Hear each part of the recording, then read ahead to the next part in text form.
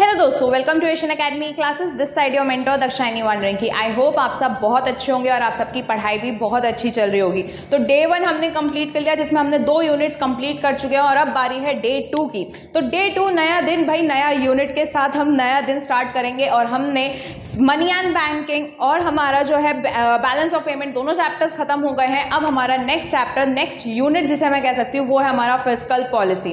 तो ये जो यूनिट है इसमें 2 चैप्टर्स हैं, fiscal policy and government budget. इस पूरे वीडियो में हम दोनों के दोनों चैप्टर्स कवर करके चलेंगे, ठीक है। तो क्या आप तैयार हो इस चैप्टर को कवर करने के लिए? बिल्कुल। तो जैसे कि आपको पता है, हम जो भी अभी तक पढ़ते हुए आ रहे हैं, हम क्वेश्चन आंसर्स के फॉर्म में पढ़ रहे हैं। तो अभी भी हम जो यूनिट पढ़ेंगे वो भी क्वेश्चन आंसर्स के फॉर्म में ही पढ़ेंगे। तो हमारा उससे कॉन्सेप्ट भी क्लियर हो जाएगा और हमें ये भी पता चल जाएगा कि किस क्वेश्चन में कौन सा आंसर लिखना है, ठीक है। तो चलिए शुरू करते हैं फटाफट फिस्कल पॉलिसी के साथ बिना किसी देरी के। तो सबसे पहला ही क्वेश्चन है, what is public finance. Public finance क्या होता है? अगर हम गवर्नमेंट, अच्छा पहले बता दूं, ये जो फिस्कल पॉलिसी चैप्टर है ये बेसिकली पूरा का पूरा गवर्नमेंट के ऊपर डिपेंड है। हम पूरे की पूरी किसके बारे में बात करेंगे? हम गवर्नमेंट के बारे में बात करेंगे। किसके बारे में बात करेंगे? गवर्नमेंट के बारे में बात करेंगे। तो गवर्नमेंट, पूरा चैप्टर किसके ऊपर है? गवर्नमेंट। तो गवर्नमेंट के जितने भी रिसिप्ट्स हैं और पेमेंट्स हैं, जहाँ जहाँ से पैसा आता है और जहाँ जहाँ पैसा जाता है, दोनों की अगर हम स्टडी करते हैं, उस स्टडी को हम कहते हैं पब्लिक फाइनेंस। क्या कहते हैं? Public finance. So public finance is nothing but a study of revenue and expenditure of the government at centre, state and local. मैंने गवर्नमेंट तो बोल दिया, बट ये गवर्नमेंट कौन सी भाई? स्टेट भी आएगी उसमें, सेंटर भी आएगा और लोकल गवर्नमेंट जितनी होती हैं वो भी इसमें आएंगे। बात आई समझ आपको? ओके। सो जितने भी रिसिप्ट्स एंड पेमेंट्स हैं किसके? गवर्नमेंट के, चाहे वो सेंटर हो, स्टेट हो या लोकल बॉडीज हो, सबके अगर हम स्टडी करते हैं उस स्टडी को हम कहते हैं public finance. Clear? Okay. Next is what is meant by fiscal policy. Fiscal policy क्या होती है? जो ये चैप्टर है फिस्कल पॉलिसी, इस मतलब ही क्या है? फिस्कल पॉलिसी वो पॉलिसी है जो कि गवर्नमेंट यूज करती है। ये तो बात हमें पता है क्योंकि हम पढ़ी किसके ले रहे हैं? गवर्नमेंट के लिए, गवर्नमेंट के बारे में पढ़ रहे हैं। तो अब एक बात बताओ, फिस्कल पॉलिसी वो पॉलिसी होती है जो कि कौन यूज करता है? गवर्नमेंट यूज करती है। तो मैम इस पॉलिसी में आता क्या है? इस पॉलिसी में 3 इंस्ट्रूमेंट्स आते हैं। कौन से? कितने? 3 इंस्ट्रूमेंट्स आते हैं। ये 3 इंस्ट्रूमेंट्स कौन कौन से हैं? एक है टैक्सेशन, दूसरा है पब्लिक स्पेंडिंग एंड तीसरा है हमारा पब्लिक बोरोइंग। ये 3 इंस्ट्रूमेंट्स कौन कौन से? Taxation, public spending and public borrowing. ये 3 इंस्ट्रूमेंट्स यूज करके गवर्नमेंट जो है पूरे इकोनॉमी को कंट्रोल करती है, उसके जो ऑब्जेक्टिव्स हैं उसे अचीव करती है। बात आई समझ?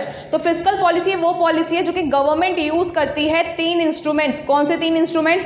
Taxation, public spending and public borrowings, और इसके थ्रू जितने भी उसके ऑब्जेक्टिव्स हैं वो अचीव करती है। क्लियर? सो यहाँ पे डेफिनेशन हमें समझ आ गई। ये क्या है? एक पॉलिसी है। कौन? गवर्नमेंट यूज करता है। कौन यूज करता है? गवर्नमेंट। जिसमें क्या इंस्ट्रूमेंट्स आते हैं? Taxation, public spending and public borrowing. किस लिए? To achieve the various objective of the economic policy. बात आई समझ? वापस, फिस्कल पॉलिसी क्या है? फिस्कल पॉलिसी वो पॉलिसी है जो कि गवर्नमेंट यूज करती है। क्या यूज करती है? 3 instrument, taxation, public spending and public borrowing. किस लिए यूज करती है? To achieve the various objectives of the economy, ठीक है। जितनी भी उसकी इकोनॉमिक पॉलिसीज में जितने भी ऑब्जेक्टिव्स है उसे अचीव करने के लिए ये 3 इंस्ट्रूमेंट्स का यूज करा जाता है। तो भाई ये ऑब्जेक्टिव्स हैं क्या? What are the objectives of the fiscal policy. ये जो फिस्कल पॉलिसी के ऑब्जेक्टिव अचीव करने की बात कर रहे हैं हम, तो कौन से ऑब्जेक्टिव्स हैं वो? तो नेक्स्ट क्वेश्चन ही ये कहता है, explain objective of the fiscal policy. तो सबसे पहला ही ऑब्जेक्टिव है इकोनॉमिक स्टेबिलिटी। स्टेबिलिटी मतलब हमें पता है बैलेंस होना। तो इकोनॉमिक स्टेबिलिटी कैसे होगी? इकोनॉमी में जब आउटपुट, क्या बोल रही हूँ मैं? आउटपुट। जब आउटपुट बहुत बैलेंस में चलता है तब हम कहते हैं इकोनॉमी स्टेबल है। इकोनॉमी स्टेबल है मतलब अगर जब जो तुम्हारा आउटपुट है वो बहुत ज़्यादा भी नहीं होना चाहिए और बहुत ज़्यादा कम भी नहीं होना चाहिए, ठीक है। बहुत ज़्यादा हुआ तो भी नुकसान, बहुत कम आउटपुट प्रोड्यूस हुआ तो भी हमारा नुकसान है। तो आउटपुट जितना चाहिए हमारे इकोनॉमी में अगर उतना प्रोड्यूस हो रहा है, अगर हमारी इकोनॉमी स्टेबल चल रही है, तो वो उसे हम कहते हैं क्या? Economic stability. मतलब कोई भी अगर फ्लक्चुएशंस नहीं आता तब हम कहते हैं हमारी इकोनॉमी स्टेबल है। क्लियर? सो इकोनॉमिक स्टेबिलिटी मतलब जब economic activities maintain at a stable level, जब स्टेबल लेवल पे रहता है, कोई भी फ्लक्चुएशन नहीं होती है, किसमें? आउटपुट में या एम्प्लॉयमेंट में। क्लियर? ओके। तो जब बूम पीरियड होता है, हमारी इकोनॉमी जब बूम पीरियड में होती है तब आउटपुट बहुत ज़्यादा हाई लेवल पे पहुंच जाता है, और जब हमारे रिसेशन होता है तब बिल्कुल नीचे चला जाता है, फॉल हो जाता है। तो दोनों ही हमारी इकोनॉमी के लिए नुकसानदायक हो सकती हैं, डेंजरस हो सकती हैं। तो इसलिए हमारी इकोनॉमी को स्टेबल रहना बहुत ज़्यादा ज़रूरी है। और जब बिल्कुल ही एक्सट्रीम फॉर्म ऑफ रिसेशन को हम क्या कहते हैं, डिप्रेशन कहते हैं। इस पॉइंट को ना यहाँ पे लिखो या मत लिखो चलेगा, बट ये 1 मार्क्स के लिए याद रखना, 1 मार्क्स में पूछा जा सकता है। एक्सट्रीम फॉर्म ऑफ रिसेशन को हम क्या कहते हैं, दैट इज डिप्रेशन। क्या कहते हैं, डिप्रेशन कहते हैं। बात आई समझ? ओके, आई होप आपको एक क्लियर है। फर्स्ट ऑब्जेक्टिव क्या, इकोनॉमी को स्टेबल करना। दूसरा ऑब्जेक्टिव है हमारे को, हमारी इकोनॉमी में फुल एम्प्लॉयमेंट चाहिए।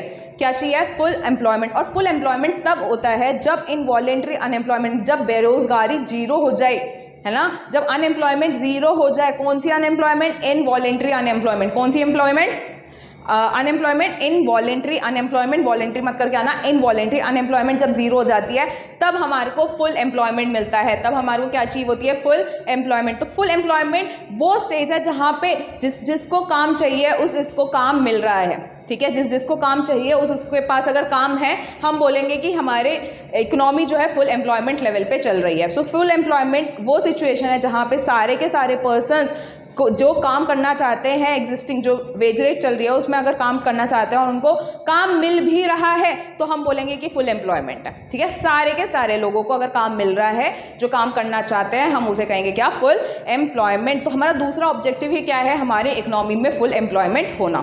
ठीक है, बात आई समझ?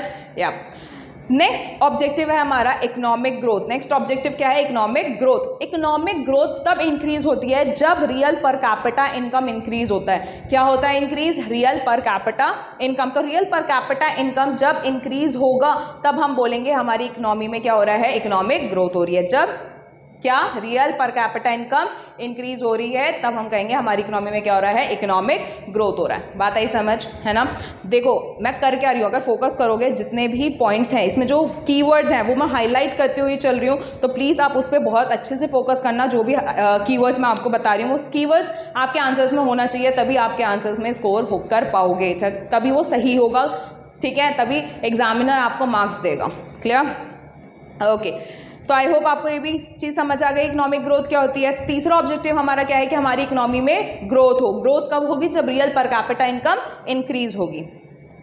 Next is price stability. Economy में प्राइस स्टेबिलिटी कब आएगी, प्राइस स्टेबिलिटी भाई तब आती है, देखो बेसिकली अगर मैं बोलूँ इकोनॉमिक्स की, अगर मैं बात करूँ बेसिकली जो जनरल नॉलेज की बात करूँ, प्राइसेस का इंक्रीज होना इंपॉर्टेंट है। हमारी इकोनॉमी में प्राइसेस अगर इंक्रीज हो रहे हैं तो ये कोई बुरी बात नहीं है, थोड़ा इंक्रीज होना ज़रूरी है। क्यों? क्योंकि जैसे जैसे इकोनॉमी की स्टैंडर्ड ऑफ लिविंग इंक्रीज होती जा रही है तो उस खर्चे को मीट करने के लिए हमारे को प्राइसेस को इंक्रीज करना पड़ेगा ना। बट जब वो एक्सट्रीम लेवल पे इंक्रीज हो जाती है तब हमारे को नुकसान है, तब हम कहते हैं उसे इन्फ्लेशन। अभी हमने चैप्टर कल ही पढ़ा था, है ना, इन्फ्लेशन के बारे में पढ़ा था, मैं तभी ये चीज़ बता रही थी। प्राइसेस इंक्रीज होना कोई दिक्कत नहीं है, पर जब वो एक्सट्रीम लेवल पे इंक्रीज हो जाती है तब इन्फ्लेशन आता है, जो कि हमारी इकोनॉमी के लिए अच्छा नहीं है। साथ ही साथ इन्फ्लेशन अच्छा नहीं है और बिल्कुल डिफ्लेशन भी अच्छा नहीं है। ठीक है, और मैम आप बोलोगे अगर मैं किसी को के प्राइसेस कम कर दूं, मैम फिर तो अच्छी बात है ना, अगर चीज़ों के प्राइसेस कम हो जाए तो हमारी इकोनॉमी को क्या नुकसान है। मेरा बच्चा, प्राइसेस तभी कम होते हैं जब उस चीज़ की डिमांड नहीं होती है, और अगर इकोनॉमी में डिमांड नहीं हो रही इसका मतलब लोगों के पास पैसा नहीं है, इसलिए वो डिमांड नहीं कर रहे, इसलिए चीज़ों के दाम जो है बहुत ज़्यादा कम होते जा रहे हैं। तो वो चीज़ तो हमारे इकोनॉमी के लिए अच्छी नहीं है ना। तो डिफ्लेशन और इन्फ्लेशन दोनों ही अच्छे नहीं है, हमारी इकोनॉमी में प्राइस स्टेबल रहने चाहिए। ठीक है, तो through taxation, public spending and public borrowing, ये गवर्नमेंट क्या करती है, इन प्राइसेस को स्टेबल रखती है। ठीक है, कैसे रखती है, क्या करती है, वो तुम्हारे सिलेबस में नहीं है तो उसमें इतना दिमाग मत लगाओ। ठीक है, जितना है जितना मैं बोल रही हूँ बस उतना याद रखो कि प्राइस को स्टेबल रखना इज नेक्स्ट ऑब्जेक्टिव, कि ज़्यादा प्राइस भी नहीं होने चाहिए और ज़्यादा कम प्राइस भी नहीं होने चाहिए। ठीक है, so there is need for controlling the price rise. Next is reducing the inequalities in income and wealth through taxation। हम क्या कर सकते हैं, टैक्सेशन हो गया, पब्लिक स्पेंडिंग, पब्लिक बोरोइंग हो गई। हम ये जो इनइक्वालिटी है, गरीब हो रहा है और अमीर बहुत और अमीर हो रहा है, ये जो इनइक्वालिटी चल रही है, जो इनकम की इनइक्वालिटी बढ़ती जा रही है, इसको कंट्रोल करता है टैक्सेशन या पब्लिक स्पेंडिंग। कौन कंट्रोल करता है, टैक्सेशन या पब्लिक स्पेंडिंग। मैम कैसे कंट्रोल करता है, ये कंट्रोल कैसे करता है, जो आपका फॉर एग्जाम्पल है टैक्सेशन है, गरीबों पे कम टैक्स लगाओ और अमीरों पे बहुत ज़्यादा टैक्स लगाओ, और अमीरों से जो टैक्स का पैसा आ रहा है गरीब पे तो टैक्स मत लगाओ।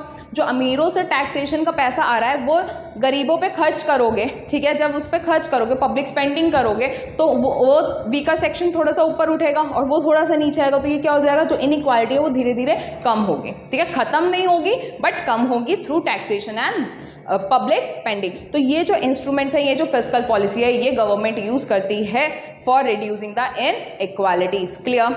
Okay, next is attaining the external equilibrium. External equilibrium मतलब क्या होता है कि, एक सेकेंड, सॉरी एक सेकेंड बस,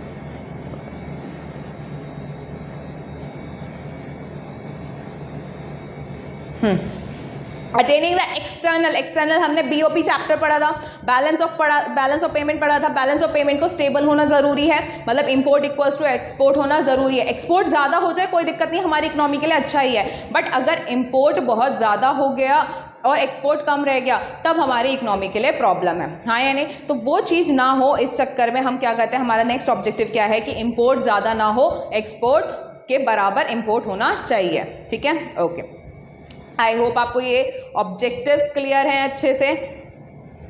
चलिए, तो नेक्स्ट, अब हमारा नेक्स्ट क्वेश्चन है, what is meant by public revenue. Public revenue क्या होता है? What is public revenue? Public revenue, revenue किसका? पब्लिक का। पब्लिक, यहाँ पे पब्लिक का मतलब ही है यहाँ पे गवर्नमेंट। पब्लिक का मतलब यहाँ पे क्या है? गवर्नमेंट। तो गवर्नमेंट के पास जितनी भी रेवेन्यू आ रही है उसे हम कहते हैं पब्लिक रेवेन्यू। वापस, गवर्नमेंट के पास जितनी भी रेवेन्यू आ रही है उसे हम क्या कहते हैं? Public revenue. Revenue means income, income of the government, income of the government, सारे सोर्सेज से, जितने भी सोर्सेज से उनके पास पैसा आ रहा है, अगर वो देखो तो उसको हम क्या कहेंगे? पब्लिक रेवेन्यू कहेंगे, ठीक है? हमें पता है इंस्ट्रूमेंट्स, अगर पूछ लें कि फिस्कल पॉलिसी के इंस्ट्रूमेंट्स बताओ भाई, taxation, public expenditure and public borrowing. Ma'am अभी हमने स्पेंडिंग पढ़ा था, एक्सपेंडिचर, दोनों का मतलब एक ही है। स्पेंडिंग का हो, एक्सपेंडिचर का हो, बात एक ही है, ठीक है? पब्लिक बोरोइंग मतलब डेट, कर्जा जो तुम गवर्नमेंट लेती है। Now next question is what is tax. Tax tax tax बोलते रहते हैं, व्हाट इज टैक्स? टैक्स वो एक कंपलसरी कंट्रीब्यूशन है। कौन सा कंट्रीब्यूशन है? कंपलसरी कंट्रीब्यूशन है, जो कि हर एक इंसान को करना चाहिए, गवर्नमेंट को पे करना चाहिए, ताकि गवर्नमेंट सबके लिए कुछ भले के लिए काम कर सके। वरना गवर्नमेंट के पास पैसा कहाँ से आएगा भाई? तुम्हें टैक्स दोगे, जो तुम इनकम कमा रहे हो उसका जो तुम टैक्स पे करते हो उसी से ही तो गवर्नमेंट जो है लोगों पे खर्चा करती है, हाँ यानी ये जो रोड वगैरह बनते हैं, पार्क रोड वगैरह ये जितने भी बन रहे हैं, ये किससे बनते हैं? ये जो आप टैक्स पे करते हो इसी से बनते हैं। तो ये तुम्हारा कंपलसरी कंट्रीब्यूशन है, जो कि हर एक इंसान को पे करना चाहिए, ताकि गवर्नमेंट सबके लिए कुछ काम कर सके।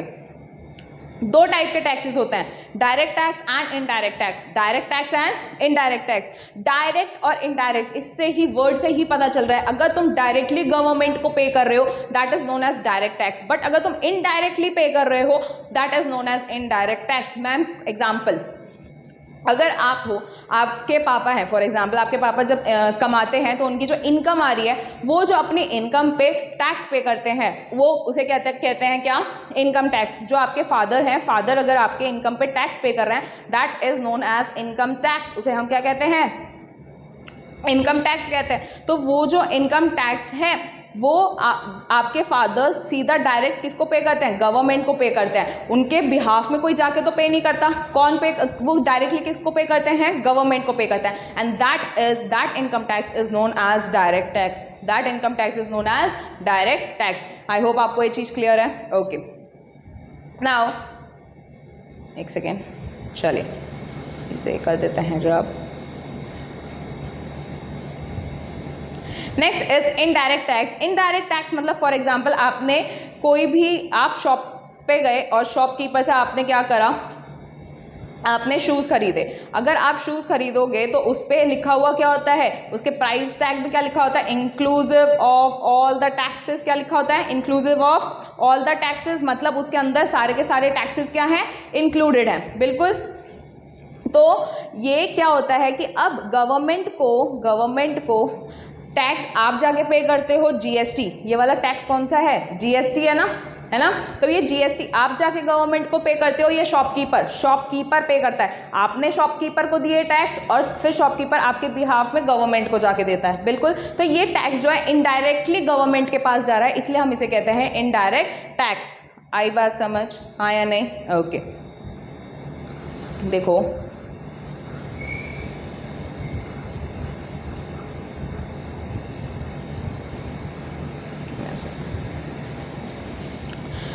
इससे हमें क्या पता चलता है, अगर बर्डन एक पे है और वो ही डायरेक्टली पे कर रहा है तो वो डायरेक्ट टैक्स है, पर जिस पे बर्डन है, फॉर एग्जाम्पल आप शूज खरीद रहे हो, आपके ऊपर बर्डन है पर पे कोई और कर रहा है, that is known as indirect tax, that is known as indirect tax. So direct tax burden जो बॉर्न करता है वो ही पे करता है, तो उसको हम कहते हैं क्या?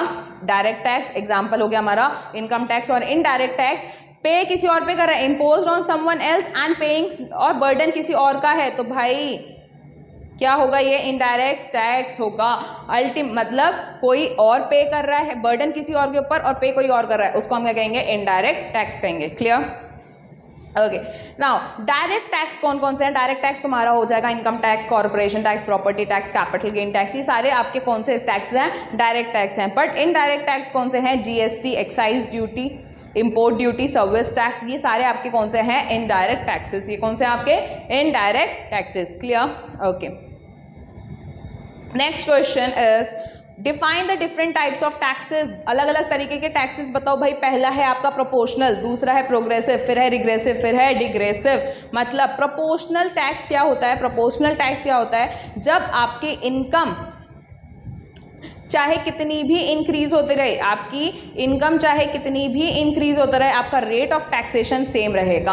आपकी इनकम इंक्रीज हो रही है कोई दिक्कत नहीं है, बट मैं तो 10% का टैक्स लूंगी, चाहे आप 1 करोड़ कमाते हो या 10 लाख कमाते हो, मुझे उससे मतलब नहीं है, मैं आपसे 10% का ही टैक्स लूंगी। That tax is known as proportional taxation. Progressive taxation क्या होता है कि टैक्स रेट भी इंक्रीज होता रहता है जैसे जैसे आपकी इनकम इंक्रीज होती रहेगी। ठीक है, जो हमारे इंडिया में बेसिकली चलता है, जैसे जैसे टैक्सेस बढ़ते रहेंगे हमारी इनकम टैक्स भी बढ़ता रहेगा। Next is regressive. रिग्रेसिव में टैक्स रेट कम होता रहता है, जैसे जैसे इनकम बढ़ गई पर टैक्स कम देते रहो।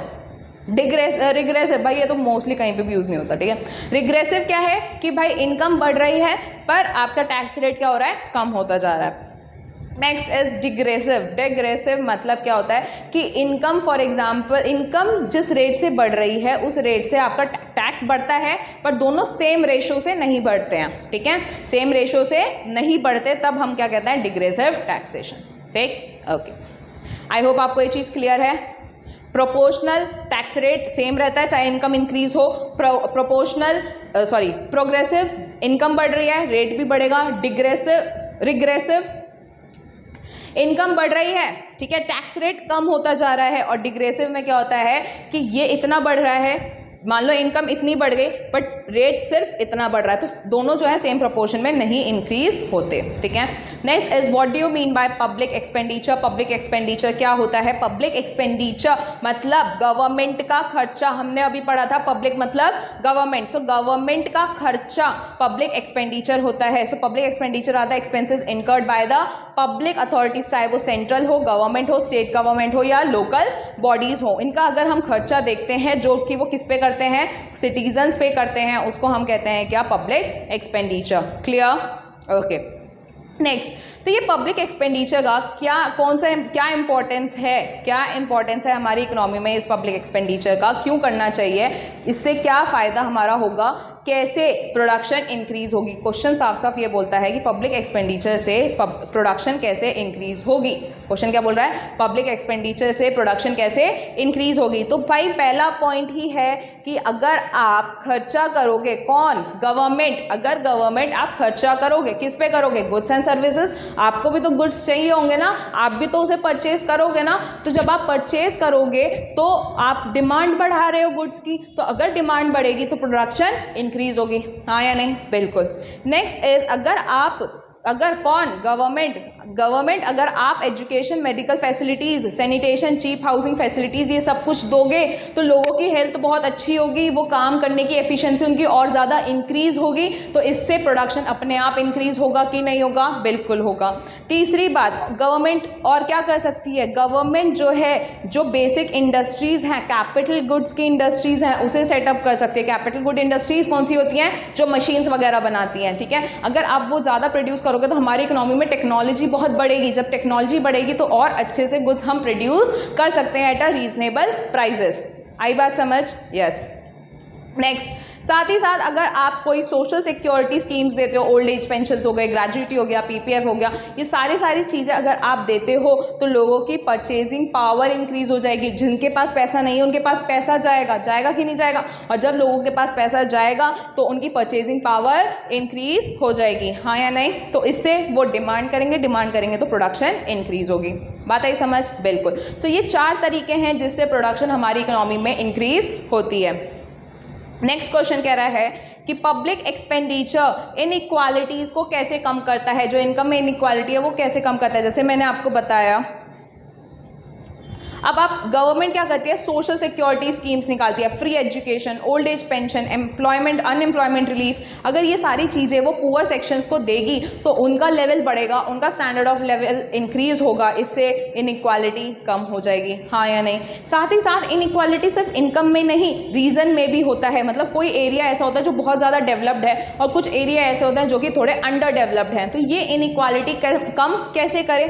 गवर्नमेंट क्या करती है, जहाँ जो इंडस्ट्रीज जो एंटरप्रेन्योर्स हैं, न्यू एंटरप्रेन्योर्स हैं, उन्हें कहती है कि अगर आप अपनी इंडस्ट्री अगर आप बैकवर्ड एरिया में सेटअप करते हो तो हम आपको सब्सिडीज देंगे, आपको टैक्स में रिलीफ देंगे, आपको अलग अलग हम जो है फाइनेंशियल असिस्टेंस देंगे। तो इससे क्या होता है कि लोग बैकवर्ड एरिया में जाके अपनी इंडस्ट्री सेटअप करते हैं, वहाँ पे चीप लेबर भी मिल जाता है उन्हें। तो उससे फ़ायदा क्या होगा, उससे भाई इकोनॉमी जो ये इनइक्वालिटी है ये क्या हो जाती है, कम हो जाती है। ठीक है, ओके। नेक्स्ट, आई होप आपको इनकम इनइक्वालिटी समझ आ गया कि कैसे कम होगा। एक तो सोशल सिक्योरिटी स्कीम्स और दूसरा बैकवर्ड एरियाज जितने भी हैं, जो रीजनल डिस्पैरिटीज़ एंड डिफरेंसेस हैं, उसको कम करने के लिए सब्सिडीज प्रोवाइड करना। ठीक है, next is 3 ways in which public expenditure promote economic development। अगर आप पब्लिक एक्सपेंडिचर करते हो, आप कौन, गवर्नमेंट अगर पब्लिक एक्सपेंडिचर करती है तो भाई इकोनॉमिक डेवलपमेंट कैसे होगा। इकोनॉमिक डेवलपमेंट कैसे होगा, अगर आप खर्चा करते हो इंफ्रास्ट्रक्चर पे, ठीक है, या कैपिटल गुड इंडस्ट्रीज़ पे, तो प्रोडक्शन इंक्रीज होगी, हमारी इकोनॉमी में क्या हो रही है, डेवलपमेंट हो रही है। लोग जो है इजीली ट्रैवल कर सकते हैं, इंफ्रास्ट्रक्चर अच्छे से बनाओगे तो लोगों की ट्रैवलिंग ईजी हो जाएगी, सोशल लाइफ अच्छा होगा, सोशल वेलफेयर होगा, हाँ या नहीं। तो पहला ही क्या है कि इकोनॉमिक डेवलपमेंट, अगर आप इंफ्रास्ट्रक्चर पे खर्चा करते हो, कैपिटल गुड इंडस्ट्रीज़ खड़े करते हो ज़्यादा से ज़्यादा, तो इससे आपका क्या होगा, इकोनॉमिक डेवलपमेंट होगा कि नहीं होगा। अगर आप एजुकेशन पे खर्च करते हो, लोगों को ट्रेनिंग देते हो, रिसर्च फैसिलिटीज़ देते हो, तो बेसिकली हमारी इकोनॉमी ही तो डेवलप होगी। बिल्कुल। साथ ही साथ अगर आप सब्सिडीज़ देते हो लोगों को ताकि एग्रीकल्चर और इंडस्ट्रियल सेक्टर दोनों ग्रो करें, अगर उन दोनों को आप सब्सिडीज़ देते हो, सब्सिडीज़ होता क्या है मैम, अगर मार्केट प्राइस में जो चीज़ मिल रही है उससे कम प्राइस में ही अगर आप किसी को प्रोवाइड करते हो कोई चीज़, तो उसे कहते हैं सब्सिडीज़ देना। ठीक है, तो अगर गवर्नमेंट सब्सिडीज़ देगी एग्रीकल्चर में और इंडस्ट्रियल डेवलपमेंट के लिए, तो क्या होगा, दोनों ही सेक्टर बहुत ज़्यादा ग्रो करेंगे। ठीक है, okay. Next is public expenditure और इकोनॉमिक स्टेबिलिटी कैसे इंटर रिलेटेड है। भाई अगर तुम ज़्यादा खर्चा हो रहा है, मान लो स्टेबिलिटी, अगर मान लो हमारा इकोनॉमी बहुत ज़्यादा बूम में कब होगा, जब डिमांड बहुत ज़्यादा होगी। उस डिमांड को अगर मुझे कम करना है, तो मैं क्या करूँगी, अपना खर्चा कम कर दूँगी, तो लोगों के पास पैसा नहीं जाएगा। ठीक है, बट अगर इकोनॉमिक स्टेबिलिटी मतलब बहुत ज़्यादा नीचे जा चुका है, हमारी इकोनॉमी डिप्रेशन में जा रही है, तो उसे उठाने के लिए गवर्नमेंट क्या करती है, ज़्यादा से ज़्यादा खर्च करती है ताकि वो स्टेबल हो जाए। तो इससे पब्लिक एक्सपेंडिचर और इकोनॉमिक स्टेबिलिटी दोनों इंटर रिलेटेड हैं, हाँ या नहीं। Okay, next question is what do you mean by public debt. Public मतलब गवर्नमेंट, डेट मतलब कर्जा, तो गवर्नमेंट का कर्जा, तो गवर्नमेंट जो डेट लेती है उसे हम क्या कहते हैं, public debt. So public debt क्या है, पब्लिक डेट वो डेट है जो गवर्नमेंट ओन करती है, किससे, अपने ही देश वालों से, नेशनल से, या बाहर दूसरे कंट्रीज से। ठीक है, तो उसे हम क्या कहते हैं, पब्लिक डेट कहते हैं। तो अब जो है गवर्नमेंट अलग अलग जगह से लोन ले रही है, तो इस लोन को कैसे वो रिडीम करेगी, कैसे वो ख़त्म करेगी, कैसे वो रीपे करेगी।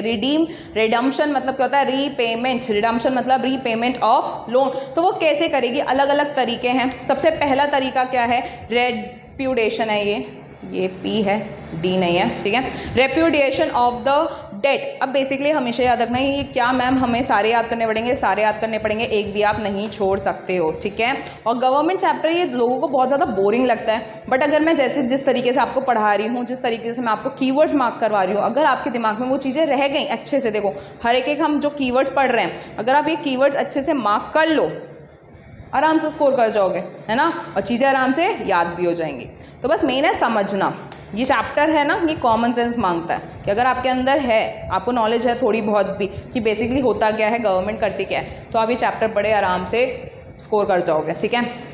नेक्स्ट पढ़ क्या रहते हैं हम, रेप्यूटेशन ऑफ डेट। रेप्यूडिएशन मतलब क्या होता है, रिफ्यूज़ल टू पे। रिफ्यूज़ल टू पे, लोग गवर्नमेंट ने लोन लिया, डेट लिया और मना कर दिया कि अब मैं तुम्हें रीपे नहीं कर रहा। मैम क्या गवर्नमेंट ऐसे कर सकती है? बिल्कुल कर सकती है। गवर्नमेंट अगर लोन लिया है वो मना कर सकती है कि मैं तुम्हें रीपे नहीं कर रहा। मैम फिर तो कोई देगा ही नहीं। बिल्कुल गवर्नमेंट जो है अपना ही नुकसान करेगी ऐसा करके, अगर रिफ्यूज़ कर देती है, उसके बाद उसको वापस से अगर वो लोन लेने जाएगी तो उसे मिलेगा भी नहीं। तो इसलिए गवर्नमेंट कभी भी ये मेथड यूज़ नहीं करती है, बट गवर्नमेंट के पास ये राइट है रिफ्यूज़ करने का, ठीक है। साथ ही साथ नेक्स्ट इज रिफंडिंग। रिफंडिंग मतलब क्या होता है कि इस वाले डेट को पूरा, इस जो मेच्योर हो चुके हैं, ठीक है, टू पे ऑफ द मेच्योरिंग बॉन्ड, अगर वो मेच्योर बॉन्ड्स को पे ऑफ करने के लिए वो क्या करती है, न्यू बॉन्ड्स इशू करती है। वो क्या करती है, न्यू बॉन्ड्स इशू करती है। वहाँ से जो पैसा आया उससे वो दूसरी चीज़ों को रीपे कर देती है। तो न्यू बॉन्ड्स को रेज करती है for paying off the maturing bond, ठीक है, okay. Next is debt conversion. Debt conversion में क्या होता है, गवर्नमेंट जो है जितने भी ओल्ड डेट हैं उसे न्यू डेट में कन्वर्ट कर देती है, उसके मैच्योरिटी पीरियड और ज़्यादा इंक्रीज कर देती है।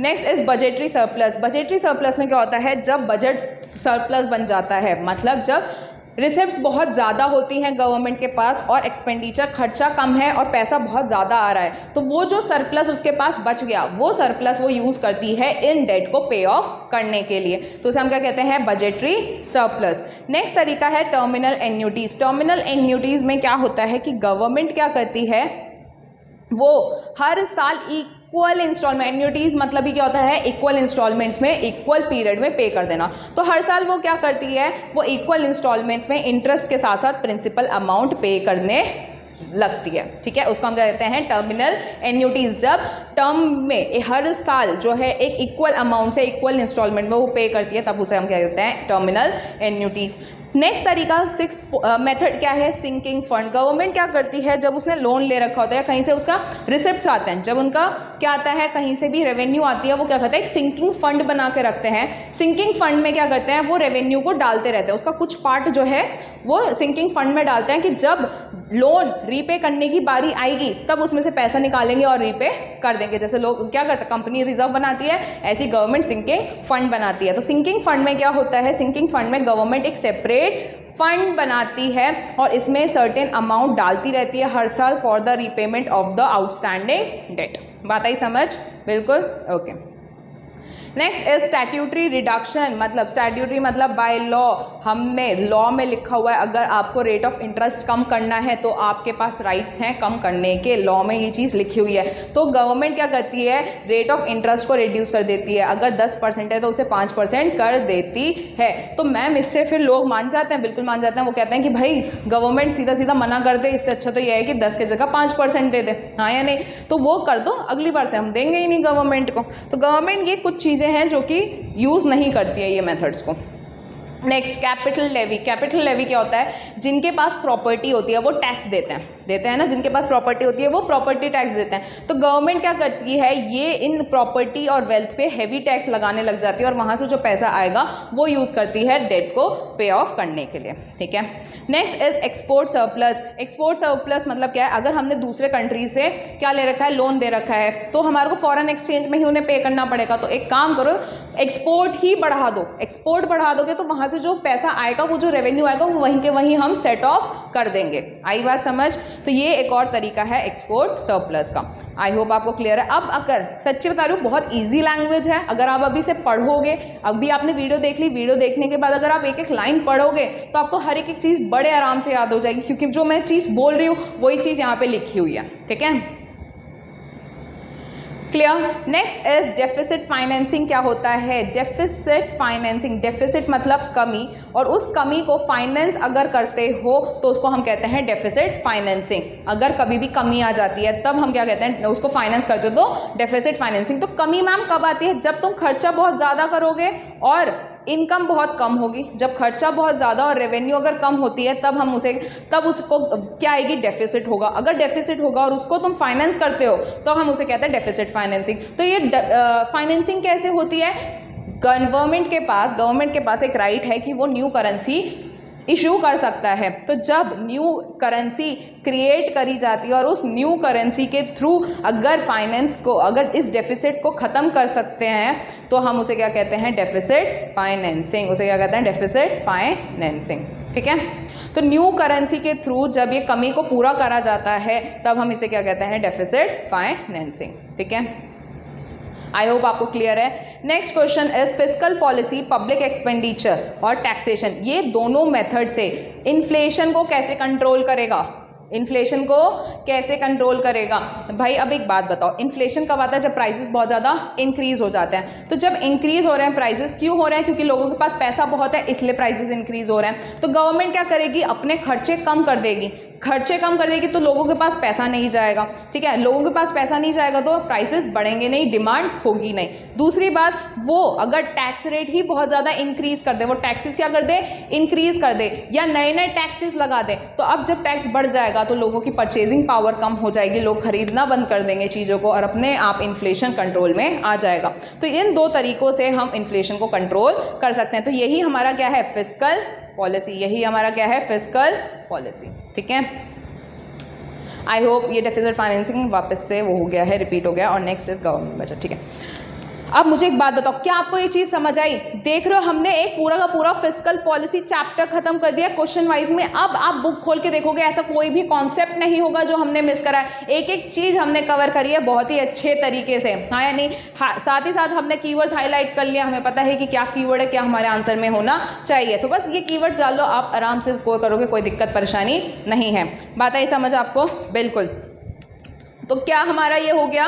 बिल्कुल। चलो तो अब हमारे को नेक्स्ट करना है गवर्नमेंट बजट, और हमारा पूरा यूनिट खत्म हो जाएगा। कम टाइम में हम कितने स्पीड में हम सारी की सारी चीज़ें अच्छी तरीके से पढ़ रहे हैं। ऐसा नहीं है कि मैं जल्दी में कुछ भी पढ़ाती जा रही हूँ। हर एक चीज़, हर एक पॉइंट मैं आपको बहुत अच्छे से समझा रही हूँ। ठीक है।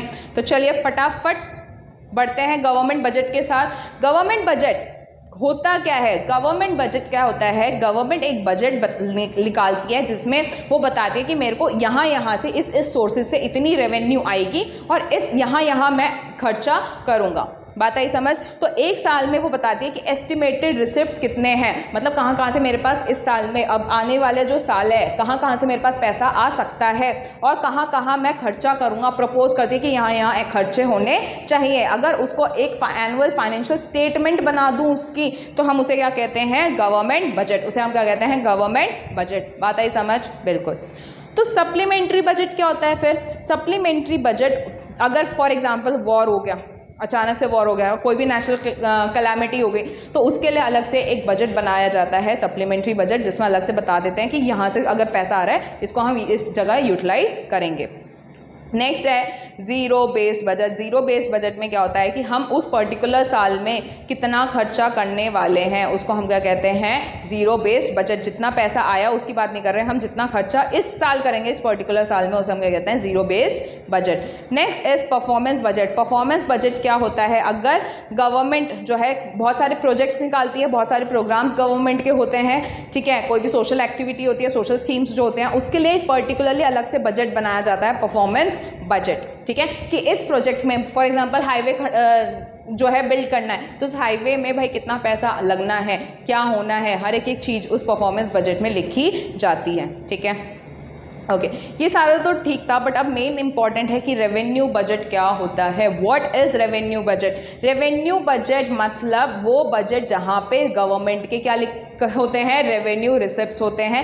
पर सिर्फ रिसिप्ट्स क्या नहीं, रेवेन्यू एक्सपेंडिचर भी अगर होता है तो हम उसे कहते हैं रेवेन्यू बजट। मैम रेवेन्यू और रिसिप्ट्स तो दोनों सेम होते हैं ना? नहीं मेरा बच्चा, रेवेन्यू रिसिप्ट और रेवेन्यू एक्सपेंडिचर, यहाँ पे रेवेन्यू की बात कर रहे हैं, मतलब हम यहाँ पे रेवेन्यू मतलब नेचर। रेवेन्यू कौन सा नेचर होता है? मतलब जो डे टू डे चीज़ों के लिए काम आता है, अगर डे टू डे ऑपरेशंस के लिए कोई चीज़ काम आती है उसे हम कहते हैं रेवेन्यू एक्सपेंडिचर। तो मैम फिर फिक्स्ड जो होता है उसको हम क्या कहते हैं, कैपिटल एक्सपेंडिचर। अगर कॉमर्स वाले हो तो आपको पता है कि कैपिटल एक्सपेंडिचर वो होता है जो कि हमारी कैपिटल फिक्स्ड एसेट होती है, ठीक है, या खर्चा होता है, तो उसे हम क्या कहते हैं, कैपिटल एक्सपेंडिचर, जो कि हमारे एसेट्स पे खर्चा हो रहा है। But day to day operations के लिए अगर डे टू डे एक्सपेंसेस जो नॉर्मली ऑपरेटिंग एक्सपेंसेस होते हैं उसको हम कहते हैं रेवेन्यू नेचर, ठीक है। तो रेवेन्यू रिसिप्ट्स अगर हैं आपके तो, और रेवेन्यू एक्सपेंडिचर, अगर हम रेवेन्यू रिसिप्ट्स और रेवेन्यू एक्सपेंडिचर की बात करते हैं तो उसे हम क्या कहते हैं, रेवेन्यू बजट। तो रेवेन्यू बजट क्या शो करता है, revenue receipts and revenue expenditure. Revenue budget क्या शो करता है, revenue receipts and revenue expenditure, ठीक है। तो ये रेवेन्यू रिसिप्ट्स क्या होते हैं, रेवेन्यू रिसिप्ट्स वो रिसिप्ट्स होते हैं जो पैसा जिसको हमें रिडीम नहीं करना पड़ता, मतलब रीपे वापस से नहीं देना पड़ता। ऐसी रेवेन्यू जो गवर्नमेंट के पास आ रही है जो उसे रीपे नहीं करना पड़ता उसे हम कहते हैं रेवेन्यू रिसिप्ट, उसे हम क्या कहते हैं, रेवेन्यू रिसिप्ट। ऐसे कौन से रिसिप्ट्स हैं, टैक्स, गवर्नमेंट को तुमने टैक्स दिया, क्या गवर्नमेंट वापस से तुम्हें टैक्स लौटाती है क्या, बिल्कुल भी नहीं। और क्या हो सकता है इसके अलावा, अगर गवर्नमेंट को कोई, उस गवर्नमेंट कंपनी होती है ना, गवर्नमेंट कंपनी होती है, उसका अगर कोई प्रॉफिट हो रहा है तो उसका रेवेन्यू रिसिप्ट है। कहीं पे उसने डिबेंचर्स खरीद रखे हैं, उस पर अगर उसको इंटरेस्ट मिल रहा है, या उसने किसी को लोन दे रखा है उस पर अगर उसको इंटरेस्ट मिल रहा है, या उसने शेयर्स में इन्वेस्ट कर रखा है वहाँ से उसको डिविडेंड मिल रहा है, तो ये सारे के सारे उसके रेवेन्यू रिसिप्ट्स हैं। क्या है, रेवेन्यू रिसिप्ट्स हैं। साथ ही साथ अगर वो कोई खर्चा ऐसा करती है जिससे कोई एसेट नहीं बन रहा, जो डे टू डे खर्चा कर रही है वो, जिससे एसेट कोई बिल्ड नहीं हो जा रहा, उसको हम कहते हैं रेवेन्यू एक्सपेंडिचर। क्या कहते हैं, रेवेन्यू एक्सपेंडिचर। क्लियर। तो कैपिटल बजट क्या होगा, जिसमें कैपिटल रिसिप्ट और कैपिटल एक्सपेंडिचर होगा। कैपिटल बजट क्या होगा, जिसमें कैपिटल रिसिप्ट और कैपिटल एक्सपेंडिचर होगा, उसे हम कहते हैं कैपिटल बजट। उसे हम क्या कहते हैं, कैपिटल बजट, ठीक है। तो कैपिटल रिसिप्ट मैम क्या आएगा, फॉर एग्जांपल तुमने कहीं से बोरोइंग ले रखी है, लाइबिलिटी पे इफेक्ट हुआ क्या, तो कैपिटल में बेसिकली एसेट बन रही है या लाइबिलिटी पे इफेक्ट हो रहा है तो वो कैपिटल होगा, ठीक है।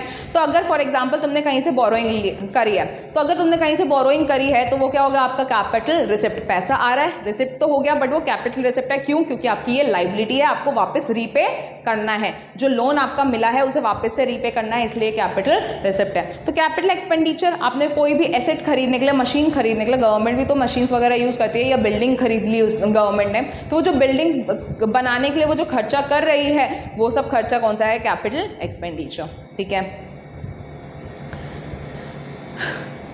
तो भाई what is the difference between the capital receipt and revenue receipt. Capital receipt वो रिसिप्ट होती है जिसको आपको वापस से रिडीम करना पड़ेगा, रेवेन्यू रिसिप्ट को रिडीम नहीं करना पड़ता, रीपे नहीं करना पड़ता, हाँ या नहीं, ओके। एग्जांपल्स भी दे रखे हैं यहाँ पे, जैसे income tax, excise duty. Non tax revenue में जैसे इंटरेस्ट आ गया, प्रॉफिट आ गया, डिविडेंड आ गया, ये सब कुछ। कैपिटल रिसिप्ट्स में क्या हो जाएगा, जो आपकी लाइबिलिटी क्रिएट करती है कि वापस उसको आपको पे करना है, या एसेट्स को रिड्यूस करती है।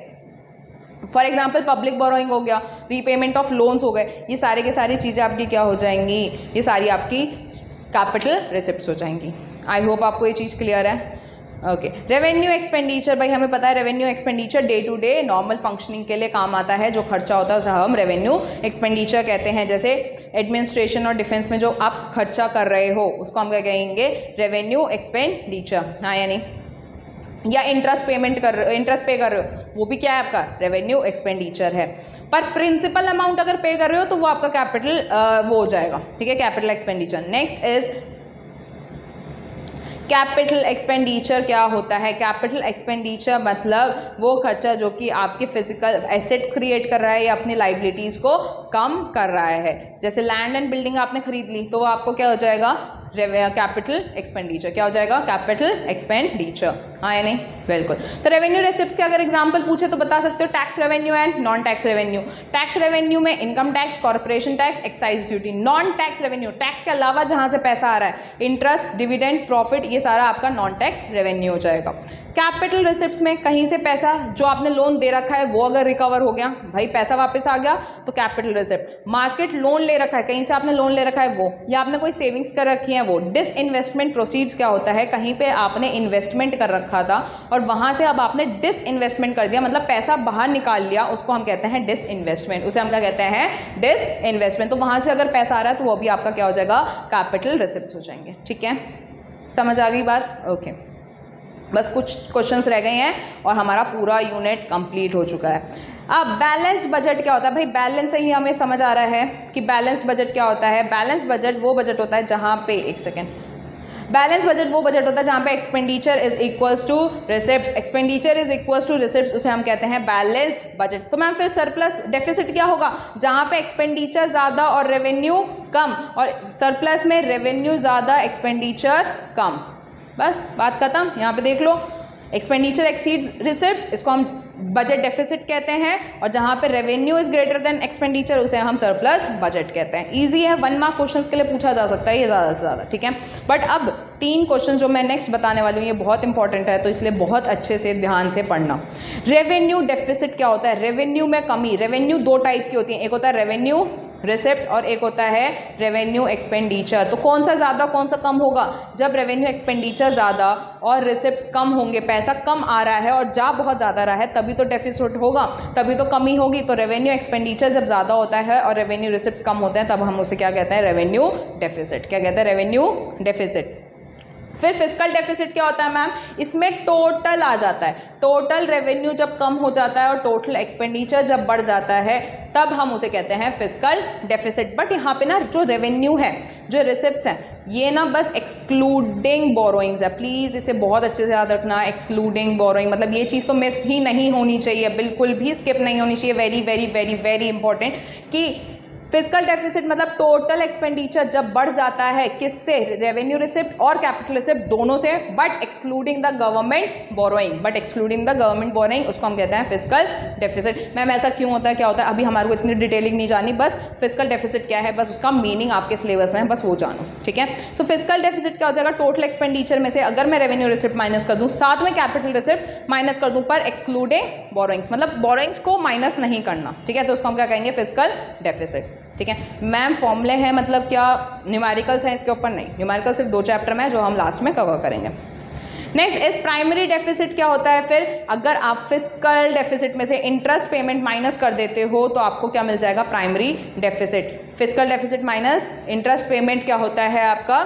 Primary deficit. मतलब मेन खर्चा कहाँ है भाई? मेन कमी कहाँ आ रही है? मेन खर्चा क्या? इंटरेस्ट पे करना है, ठीक है, वो तो अलग बात है, बट जो इकोनॉमी में हमारे को मेन एक्सपेंडिचर खर्च करना है वो कितना है, वो अगर जानना है तो वो क्या होता है? Primary deficit. तो फिस्कल डेफिसिट ये 1 मार्क्स में बड़े आराम से पूछ सकते हैं कि भाई एक बात बताओ, प्राइमरी डेफिसिट दे दिया equals to dash minus interest payment. तो अब बच्चा कंफ्यूज, यहाँ पे रेवेन्यू आएगा या फिस्कल आएगा? हमेशा याद रखना कौन सा डेफिसिट आएगा? फिस्कल डेफिसिट आएगा। या एग्जाम में फिस्कल डेफिसिट दे दिया और पूछ लिया माइनस बताओ क्या करते हैं? माइनस हमेशा याद रखना क्या करते हैं? इंटरेस्ट पेमेंट माइनस करते हैं। प्लीज़ इसे बहुत बहुत बहुत अच्छे से याद करना, 1 मार्क्स में एक्सपेक्टेड है ये क्वेश्चन, ठीक है। ओके, तो अब आप देख सकते हो चैप्टर हमने खत्म कर दिया, इवन मैं कह सकती हूँ हमने यूनिट खत्म कर दिया जिसमें फिस्कल पॉलिसी और गवर्नमेंट बजट दोनों कवर हो चुके हैं। क्या मैम बस इतना सही था? भाई बस इतना सही था, यही तो बात है कि हमें लगता है कि बहुत ज़्यादा डिफिकल्ट है, बट अगर कर लो तो सब ईजी हो जाता है, हाँ या नहीं? तो हमने पूरा का पूरा एक यूनिट खत्म कर दिया है गवर्नमेंट फिस्कल पॉलिसी और गवर्नमेंट बजट का। फटाफट अब हमें करना क्या है? स्पेसिमन पेपर देखना है। क्या हमने सारे क्वेश्चन कवर कर लिए हैं? क्योंकि मैंने पास्ट ईयर क्वेश्चन सारे कवर कर लिए, जितने भी पास्ट ईयर क्वेश्चन थे सब कवर हो गए हैं। स्पेसिमन पेपर भी देख लेते हैं आपकी संतुष्टि के लिए। देखो क्वेश्चन बोल रहा है dash is the creation of new currency to fill the gap of the government revenue and public expenditure. New currency जब हम करते हैं क्या करते हैं? डेफिसिट को फाइनेंस करते हैं। So it will be deficit financing, deficit financing, हाँ या नहीं? बिल्कुल। Difference between government direct tax indirect tax बता सकते हो? बिल्कुल। जो बर्डन और दोनों बर्डन जो जिसके ऊपर होता है अगर वही पे कर रहा है तो डायरेक्ट टैक्स, पर बर्डन किसी और के ऊपर पे कोई और करता है तो इनडायरेक्ट टैक्स। बिल्कुल ना, समझ आ गई बात? बिल्कुल। नेक्स्ट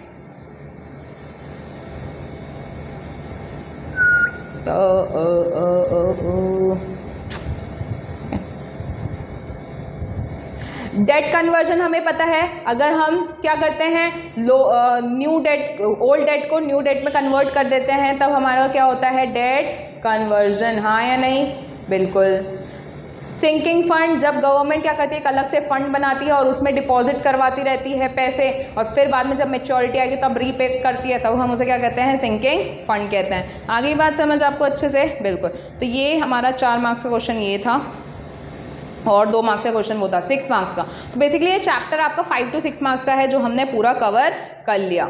आई बात समझ अच्छे से? तो 5 to 6 मार्क्स हमारे यहाँ पे कवर हो चुके हैं। हमने कल 10 to 15 मार्क्स कवर कर लिए। 5 to 6 मार्क्स मीन्स आधा पेपर हमारा कवर हो चुका है। अब 2 यूनिट्स और बच गए और नेशनल और न्यूमेरिकल्स बच गए और हमारा पूरा का पूरा 40 out of 40 का जर्नी पूरी हम ख़त्म करने को जा रहे हैं। हमने आधी जर्नी यहाँ पे आज ख़त्म कर दिया। आपको यकीन नहीं हो रहा, बट 3 वीडियोज़ में, सिर्फ 3 वीडियो में हमने आधी जर्नी ख़त्म कर दी टर्म 2 की। And kudos to us. चलो तो फटाफट ये तो हो गया हमारा, ठीक है अच्छे से।